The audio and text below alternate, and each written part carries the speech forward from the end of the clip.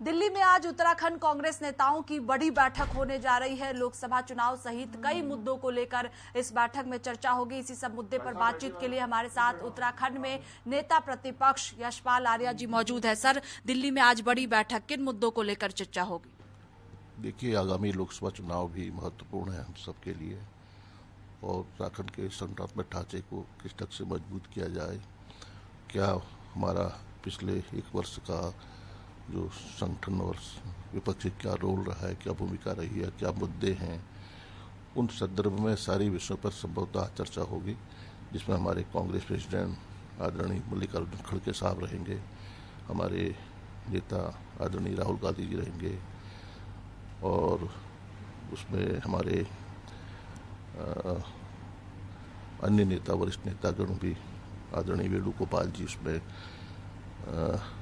उपस्थित रहेंगे, जो हमें आगे भविष्य के लिए मार्गदर्शन भी देंगे और आने वाले चुनाव के लिए क्या रणनीति है, क्या रूपरेखा है, क्या हमारे इश्यूज होंगे।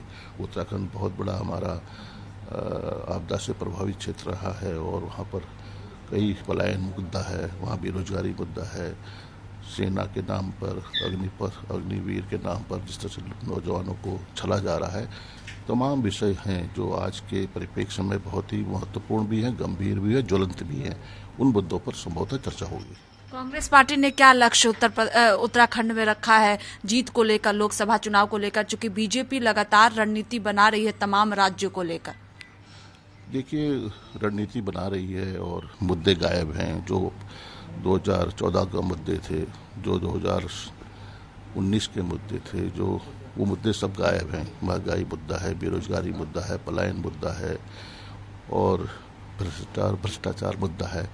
इन मुद्दों को दरकिनार करके 2024 में नए मुद्दों के साथ भारतीय जनता पार्टी चुनाव में जाना चाहती है और बांटने का, समाज को बांटने का, देश को बांटने का, धर्म जाति मजहब के नाम पर बांटने का जो उसका पहले से सगल रहा है, उसको फिर आजमाना चाहती है। लेकिन जनता बहुत जागरूक हो चुकी है, जनता समझ चुकी है और जनता इनके झांसे में, बहकाव में आने वाली नहीं है।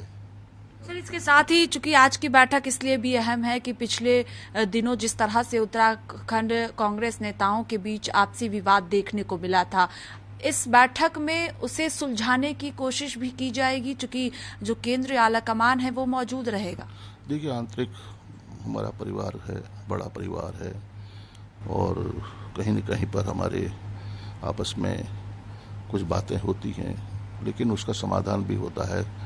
और जब कांग्रेस महत्वपूर्ण चुनाव में हो या कहीं अन्य जो हमारे चुनौती हो, उसके लिए हमेशा एकजुट होकर काम करती है और मुझे विश्वास है कि हम सब लोग मिलकर 2024 का चुनाव जो हमारे लिए, देश के लिए, आवाम के लिए, कांग्रेस के लिए बहुत ही महत्वपूर्ण है, उसमें हम मिलकर साझा रूपरेखा बनाएंगे, एक परिवार की तरह काम करेंगे और कांग्रेस को स्थापित करने का उत्तराखंड में काम करेंगे। आपको लगता है आज की बैठक के बाद जो आपसी कलह है कांग्रेस नेताओं के बीच उत्तराखंड में, वो दूर हो जाएगी?